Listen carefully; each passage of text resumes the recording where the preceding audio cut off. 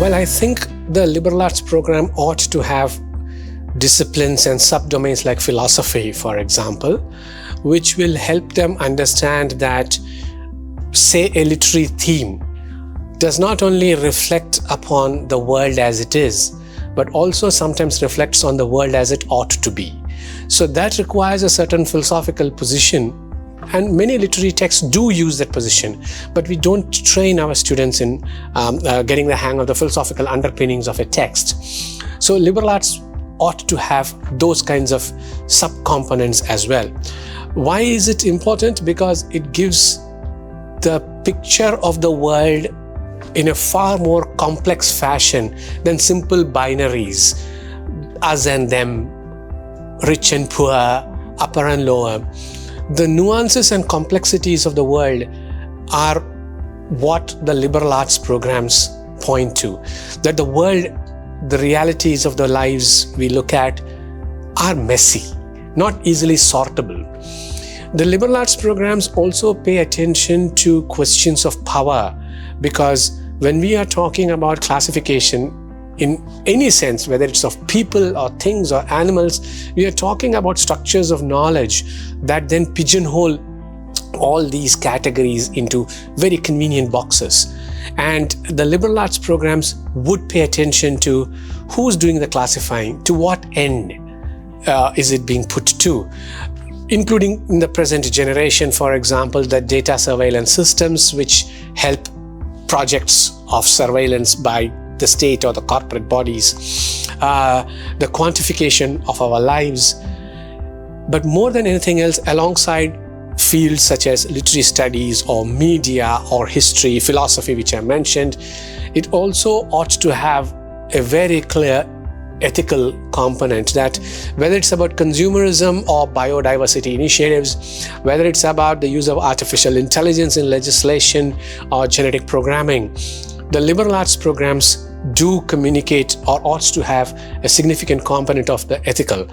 Finally, I would think that, and I borrowed the arguments made by Martha Nussbaum in Not-for-Profit, you cannot have a democracy in which there isn't a very strong humanities/liberal arts program, because it not only examines, like I said, power structures, it also produces fables for tomorrow, for the future, and a field which allows us to question, to interrogate systems of classification, systems of knowledge processing, systems of knowledge use, are essentially questions which concern the democracies that we would want to inhabit.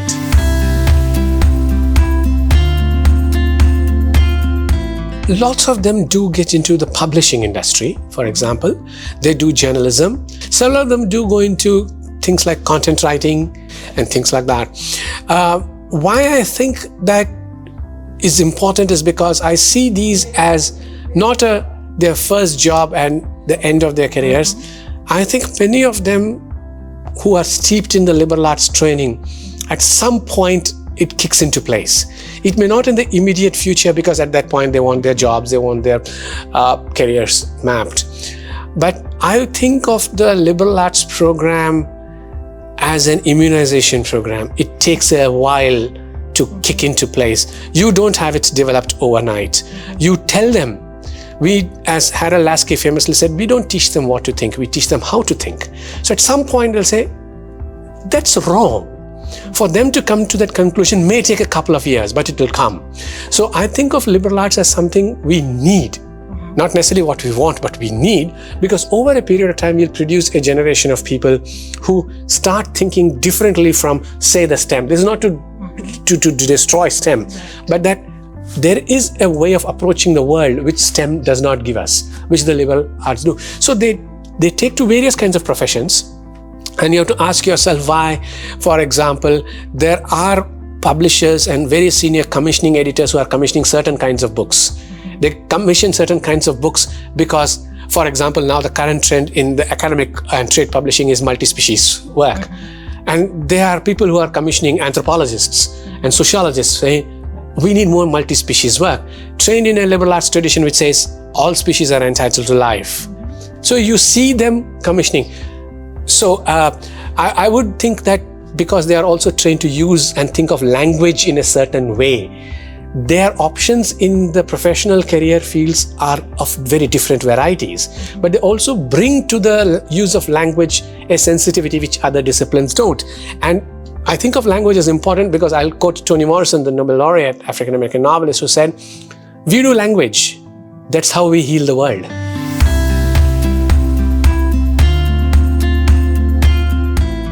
I would think, for example, something like communication for social change would be integral to how we train media studies people right from undergrad levels. So communications for social change has a transformative potential, which we should start catch them early. Yes.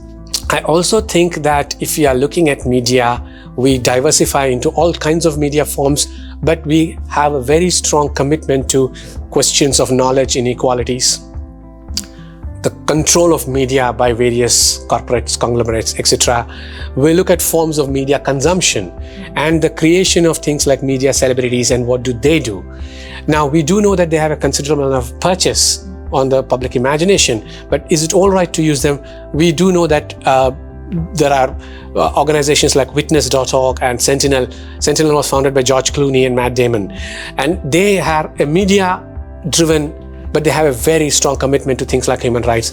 So I would think, for example, looking at elective courses in media and human rights would be a great way to shape it. And if you start at undergraduate level, it can eventually become a research discipline.